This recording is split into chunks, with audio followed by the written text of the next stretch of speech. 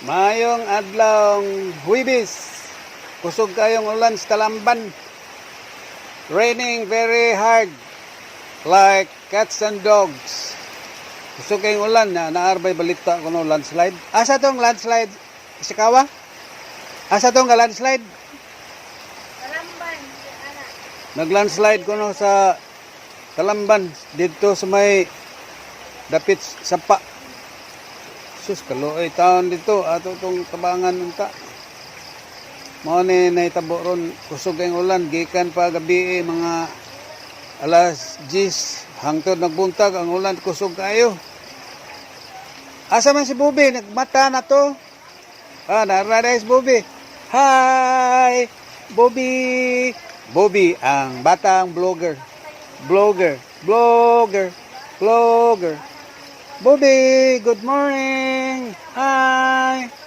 Good morning, Bobby. Good morning. Hi. Hi. Hello. Bobby. Hi.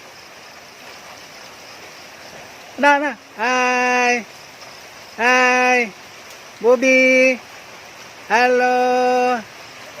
Bobby. Hi.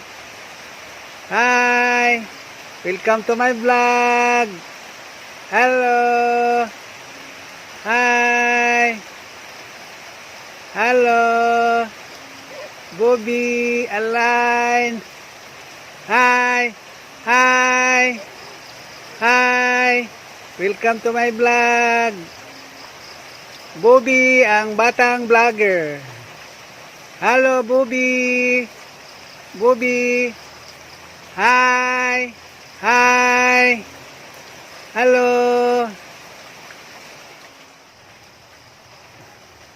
Mao ni ang punuan sa mangga nga naa sa among loyo. Kani nga mangga adtong tuig 1962 dako na ni siya daan. Nana ni siya nga mangga 1962 bata pa ko gagamay. So ang istorya aning mangga pag bagyo nang putol-putol ni ang iyang lawa sa mangga, nangabalhin ang ubang sanga, nabalhin nalabay sa tungod sa kusog sa bagyo. Og katingalahan kaayo kay nabuhi ang iyang mga sanga, ningkatay ang mangga og nitubo gihapon, nilabong siya, nidako og nindot kay ni siya bunga tamis kayo nga mangga. Naay mga season labi na sa mga bulan sa Marso, Abril, maayo kay na siya mamunga. Mga hamis kayo og humot tamis ang mangga.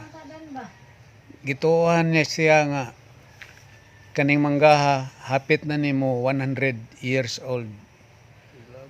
Makita nato ang iyang panit sa mangga nga gahi na kayo.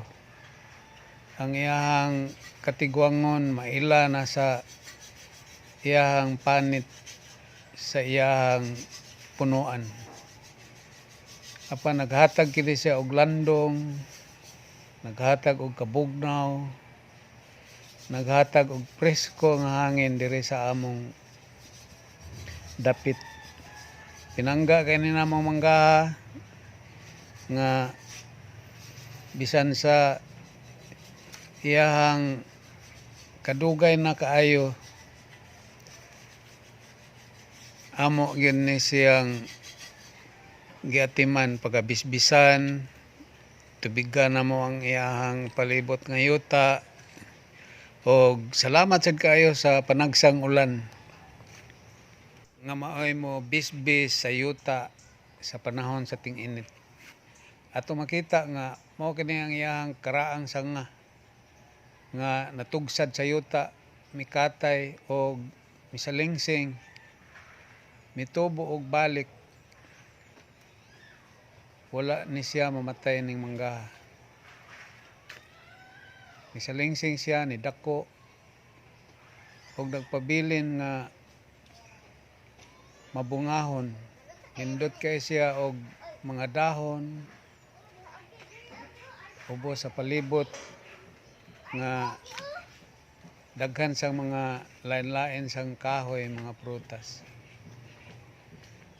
Ato makita nga kanang sangaha diha putol na siya. Pero pagkatugsad sa yuta, niabot ang panahon nga nabuhi siya, nigamot, nilig-on og naghimo siya glaing punuan. Pero ang sinugdanan aning manggaha, gikan ra gid siya aning usa ka buok dako nga punuan. Nga padayod siyang buhi og naghatag og landong samtang ang among pagpuyo diri sa ubos bugnaw.